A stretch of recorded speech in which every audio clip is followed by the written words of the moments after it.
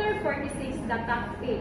So diri nga time is niadto silang Kapitan Tiago, Kapitan Basilio ug si Lucas sa sabungan. So padulong silang Kapitan Tiago sa kanang sa sabungan, nangutana si kanang Kapitan Basilio ni Kapitan Tiago about sa manok sa kanang iyang isabong. So kanang nagkaroon muna sila ng kanang batian ni Kapitan Tiago o ni Kapitan Basilio tungkol sa kanang pagsakit ni Maria Clara. So pag kahuman ato is kanang nagkasinabtanay na silang duha sa kanang ilang kasabutan motor ni kanang ang ilang manok duha, ang ilang sabot is ang ilang manok is ilang na nag-ikontra sa halagang 3,000. So, motor, nagsugod na ang kanang kalingawan sa sabungan is niabot ang duha ka managsuon, si Bruno ug si Tarsilio. So, dira nga time is kanang kay ang mga tao is naglingaw-lingaw naman sa pagpusta sa kanang mga manok dito nga gipang sabong. So, dira nga time is kana si Bruno ug si Tarsilio is nagmasid-masid na siya sa mga palibot. Di man sila kwartang ikapusta. So, moto si Lucas is nakakita nilang Bruno ug ni Tarsilio. So, muto, nakabantay ko to silang Bruno ug si Tarsilio. Muto, ilang kanang, kaya waman sila ikapusta nga kwarta, ilang giduol si Lucas. So, pagduol nila ni Lucas, kanang nakiusap si Lucas nga kanang pautamon sa ni Lucas silang Bruno ug Tarsilio ug kwarta para ipusta.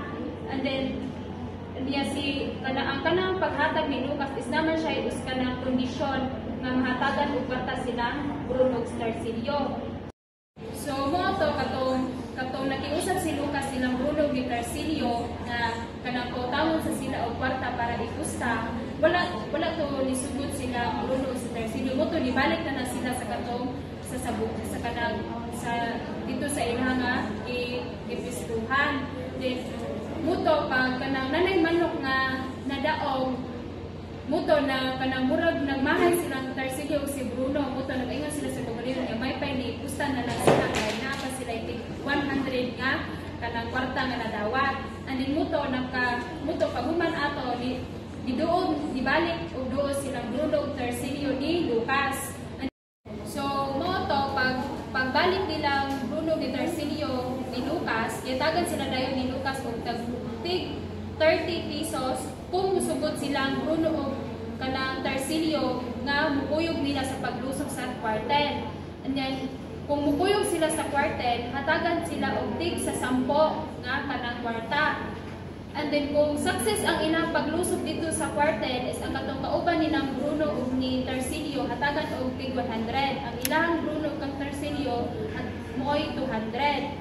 So, moto kanang murag nawal kanang muto na nahuna jud maayo silang Bruno Tarsilio ato kumusugod ba sila din muto na kanang murag ganit nakalimot sila nga na sila igsuon nga babaye. So muto kanang isugod na sila sa kanang gialok ni Lucas. Din muto na si Lucas paghuman ana nga kanang maabot na daw ang sandata gikan kanang ipadala ni Ibarra. Kaya ang katong kwarta nga gihatag ni Lucas ug ni Tarsilio dili man to kang Lucas gikan man to ni Ibarra.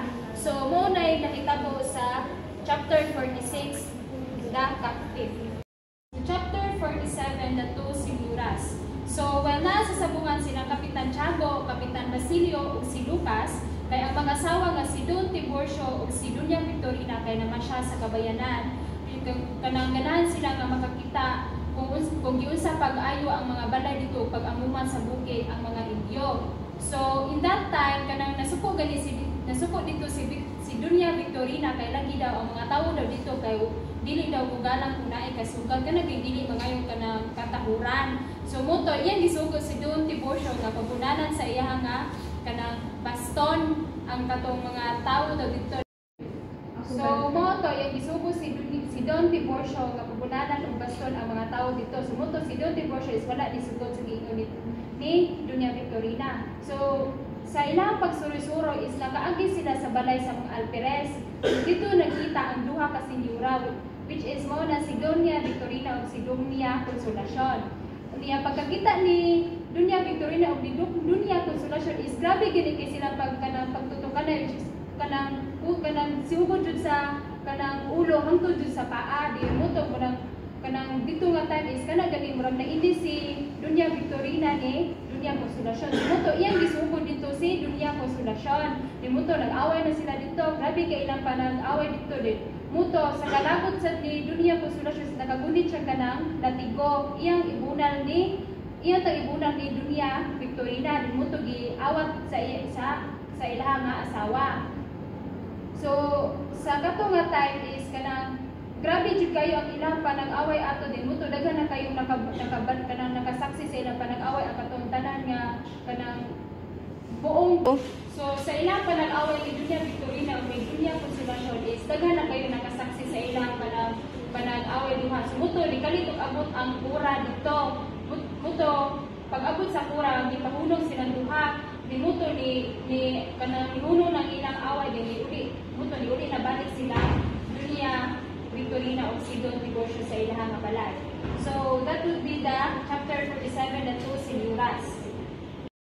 So chapter 48 da Enigma. So pagkapuntag ana is niadto si Ibarra sa balay ni Kapitan Tiago, which is kanang dala ko pamisita ni Maria Clara. Iya kung ipahibalo ni Kapitan Tiago nga wala na daw visa ang iyang ekskomunikado. Unya usasan ang sulat nga kanang sa pura paruko nga kanang mabalik na siya sa simbahang Katoliko. So dira nga time is kanang nakita niya si Maria Clara nga gagunit og bulak, which is ang kanang bulak is gikan na ni Linares.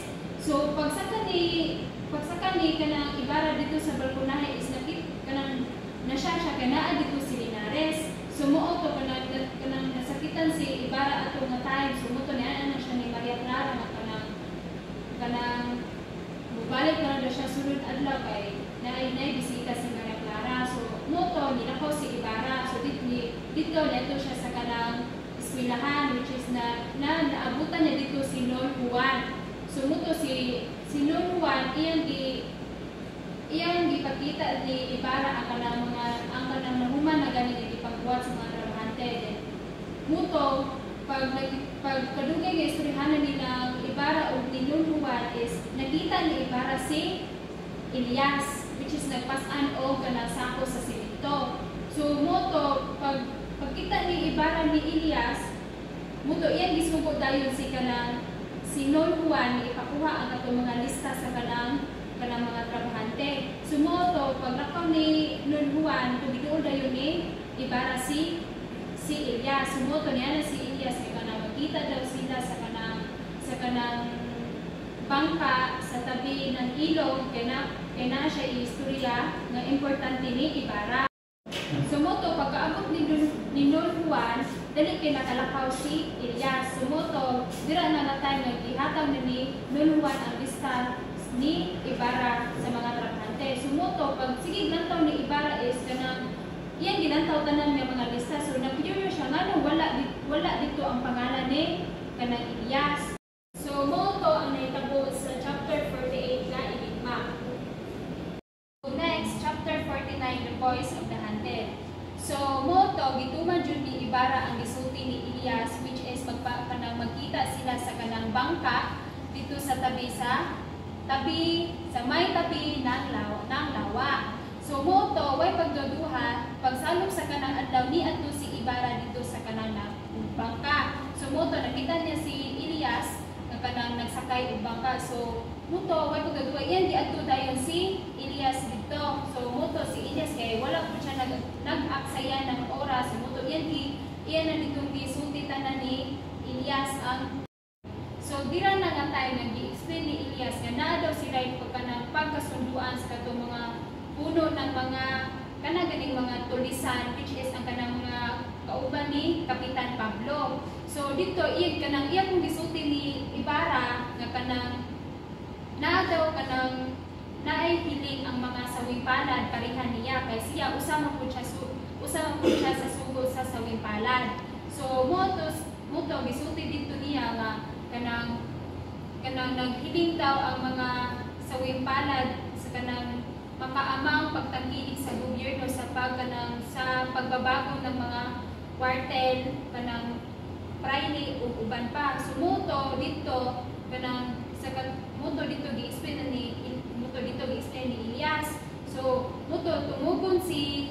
Ibarra sa anumang pagbabago kanang imbis nga kanang imbis nga niya si imbis nga kanang makabubuti, mas lalo pa daw kanang makasasama. So at that time niya si Ibarra nga pwede man daw silang mangulam og kanang pamaagi sa kwarta sa Madrid o sa Kapitan General.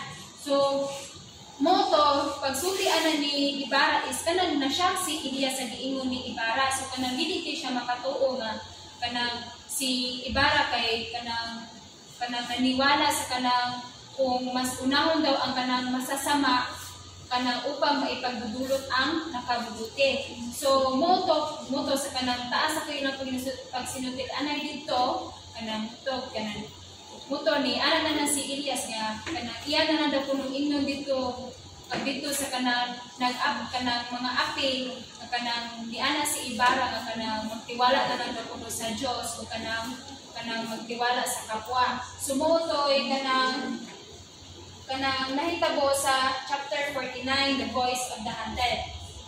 So next is chapter 50, Elias story. So diri gi-state ni Elias tanang pagitabo sa kanang iyang kanang story sa pagkabata. So kanang nagkuyog bali si Elias ug si Ibarra. So dito niya gisulti tanan ni Ibarra ang iyang story. So kanang sa iyang subay sa story is 60 years ang nakalabay is ang iyang lulo is namasukan bilang isang tagasuri sa opisina ng Kastila. Nya hangtod nga kanang ang gitrabahoan sa iyang lulo is kanang nasunog.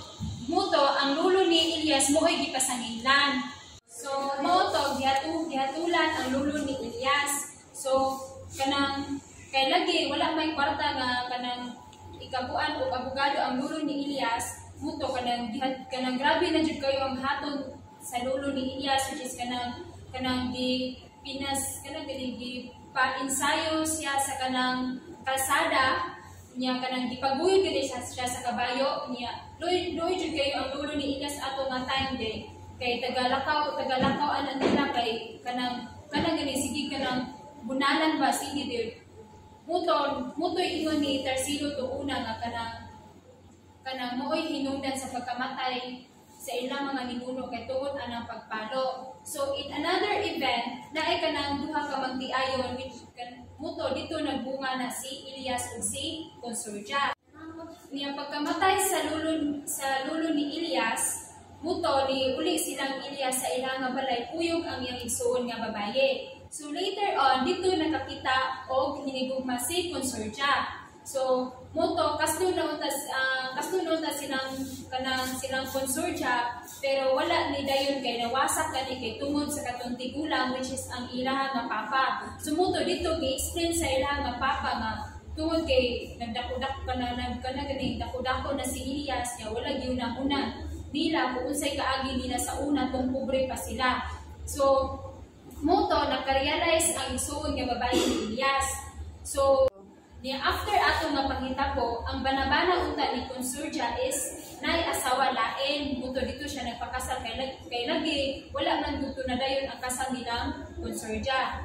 So muto dito na ang kanang nahuman ang history ni Elias. Muto dito niya gisaysa na tutanan niya ang history niya. So muto nagseparate na silang Elias ug si Ibarra. So before sila nagseparate ana si Ibarra ni Elias nga kanang ayaw na ko ay kung usa daw mahitabo ayaw na kong ilha if ever asa ko nimo makita bisag asa. So that would be the chapter 50 Elias story. Okay, so next chapter 51 exchanges. So diri nga time is naabot na ang letter nga gikan ni Dunya Victorina nga iyang gipadala ni Linares. So ang sulod dito sa letter is kanang iyang gisugo si Linares nga ipahamon na gid daw ang katong mga alperes niya kung dili mutuman sa gusto si Linares sa gisugo ni Dunya Victorina kay iyang isumbong si Linares ni Kapitan Tiago ug ni Maria Clara sa kanang iyang nga sekreto sa Madrid. Kana gani ipagawas kanang isumbong tanang baho ni Linares daw. So mo na giingon dito sa letter nga gikan ni Dunya Victorina. So maunay kanang highlight sa chapter 51. So chapter 52, the cards of the dead and the shadows. So katong naay libingan, so gasabot sila dito ang tulo ka mga anino, usa na dito si Ibarra. So ang nahitabuan ni naay tulo ka anino. So gasabot sila doon sa libingan niya katong sementeryo kay Waitawo. So gasabot na dito tong tulo ka anino, usa na ana si Ibarra. But before pa ana kay gipadala ang iyang asawa sa Manila, niya mao to nagsabot sila nga mosalakay sila sa kumbento kay ila laging ikuan ang paghiganti sa ilahang nga papa. So ang usa ka anino nilusob sila sa kwartel dayon didto. So ang ilaha kay magsiparit sa sila. So ang usa ka anino kay adto sa kumbento, ang usa adto sa kwartel unya naa sila yung mga anak pa nga mga lalaki. Dayon pag human nila sabot na sila na sinatian nga lain nga mga anino. So niya mao to dito nga time nagsiparit na sila. So pagkabalo nila nga naay anino moto naglakaw na sila. So moto dito tong time nga naabot si Elias ug si Lucas. Ang unang anino kay si Elias, so nagpasilong usa si Elias kay ulan man to nga tong time niya. Moto naay naabot nga anino which is si Lucas. So moto dito sila nagkaila. So nagplano si Lucas ug si Elias nga magbaraha sila sa libingan. Niya kung kinsa daw to madaog maoy mahibilin sa libingan. Niya ang katong mapindi kay maoy mulakaw. So kay napildi man si Elias, moto si Elias ang nahibilin sa libingan. Niya in that time naay duha ka mga gwardiya sibil nga naglakaw sa tapat sa simbahan. So ang gisabutan sa mga sibil nga kung kinsa daw to makahuli ni Elias kay dili daw mapalo sa loob ng 3 buwan. So dira nga time is nagkasugat ang sibil ug si Lucas. So dito gipangutana si Lucas sa mga sibil kung asa paingon. Din niana si Lucas nga adto daw siya sa simbahan kay magpamisa siya. Unya nakakuan ang mga alpiris nga wala man toy pilat si Elias. So mao to si Elias na mismo ang nakasugat sa mga sibil. So mao to dito gidala ni si Elias sa hayag kaayo. So ang giingon ni Elias kay iya daw kanang gibugtaw ang katong tawo nga naay pilat sa simbahan which is si Lucas. So mao to ang mga sibil kay gadadali kog adto sa giadtuan ni Lucas sa simbahan. So mao to ang pangitabo sa chapter 52, the cards of the dead and the shadows. Okay, so chapter 53 in Buondi si Canusina Matino. So diri nga time kasi Hermana Sapa nagpuyo sa kanang layo kay siya sa sementeryo pero duol siya sa sapa. So din kani si Hermana Rufa is wala siya nakakita or kanang nakadungog pero sa iyang damgo kay nakadamgo daw siya nga kanang naay kanang kalag kuyog dito ang mga buhi nga mura daw kanang kanaging nangayo og hustisya. So, samtang busy sila sa ilang chika-chika, naay usa ka bata nga naabot. So, ang giingon sa bata kay naa daw usa ka kandila pero duha ka tawo ang naa sa sementeryo. So, in another event, ni adto si Don Filipo ni Piloso Potasio. So, ilang giduaw si Piloso Potasio. Kay kani magud si Piloso Potasio is naa ni siya sakit which is 50-50 na jud niyang kinabuhi. So, dito niya gi-inform niya si Tasio nga paundangon sa tungkulin sa mga alkalde. Niya mao to gipangutanan ni Don Filipo si Tasio kung magkinahanglan ba siya kanang tambal pero niana si Tasio nga wala ra daw siya nanginahanglan kay ang iyang gihangyo ni Don Filipo is iya daw ipaingon si Ibarra before siya mamatay nga makikita sa silang duha. So that's all for the chapter 53 Il Buondi si Canusina Matino. So, chapter 54, Revelations. So, diri na nahibaw-an kinsa ang lolo ni Ibarra. But before pa sa mga panghitabo, diri na tong time nga niadto si Elias sa balay ni Ibarra. So, niana siya dito nga dapat daw kuno makalakaw na silang Ibarra sa kanang balaya kay naa daw mo sa lakay ng mga sibil sa ilaha. Niya mao to gipatabang ni Ibarra si Elias nga ipanghipos ang katong mga dokumento. Niya sa dihang nakita ni Ibarra ang pirma ni Don Ibarraminja. So muto pagkakita ni Ibarra, iyang gipangutanan si Elias kung ikunsa sila aning Don Ibarraminja. So dito na-shock si Elias kay ang lulo di ay ni Ibarra mao ni si Don Ibarraminjak. So mao to na-reveal na nga ang lulo ni Ibarra kay si Don Ibarraminjak. So Elias discloses kay kang kani di ay si Don Pedro mao tong ni-accuse sa iyang grandfather niya mao to pagkibalo ni Elias nitanagan dayon si Elias og nigawa sa balay. So mao to nahitabo sa chapter 54 revelation.